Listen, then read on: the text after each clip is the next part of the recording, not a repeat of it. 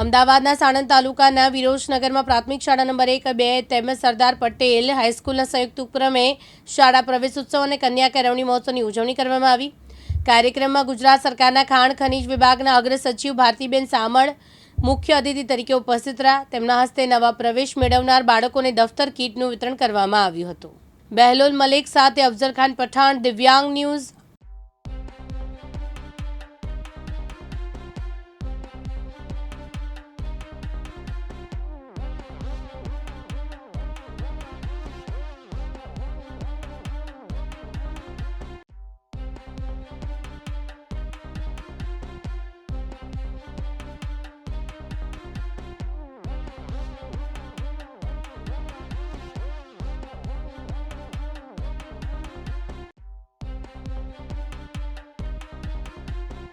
બેન વિરોચનનગર પ્રાથમિક શાળા નંબર 2 અને પ્રાથમિક શાળા નંબર 1 અને સરદાર વલ્લભભાઈ પટેલ હાઈસ્કૂલમાં જે કન્યા કેળવણી ઉત્સવ મનાવવામાં આવ્યો અને વૃક્ષારોપણ કરવામાં આવ્યું એના વિશે માહિતી આપો। સૌપ્રથમ તમારું નામ બતાવજો।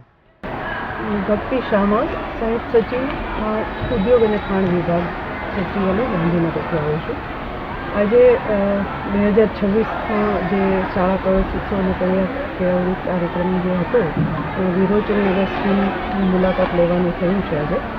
તો અહીંયા જે સૌથી વધારે મેં વસ્તુ નોટિસ કરી એ કન્યા કેળવણીના ભાગરૂપે આપણે જોઈએ તો અહીંયા છોકરીઓનું પ્રમાણ સ્કૂલમાં ખૂબ જ મોટા પ્રમાણમાં હતું, જેની મેં એ લોકોને ખૂબ પ્રશંસા પણ કરી, કારણ કે આ ગ્રામજનોના સહયોગ વગર શક્ય નથી બનતું કે પબ્લિક જો એમાં જાગૃત હશે તો જ તમે સ્ત્રી કેળવણી, કન્યા કેળવણીની જે આપણે વાત કરીએ છીએ એ સાર્થક થઈ શકશે સાચા અર્થમાં।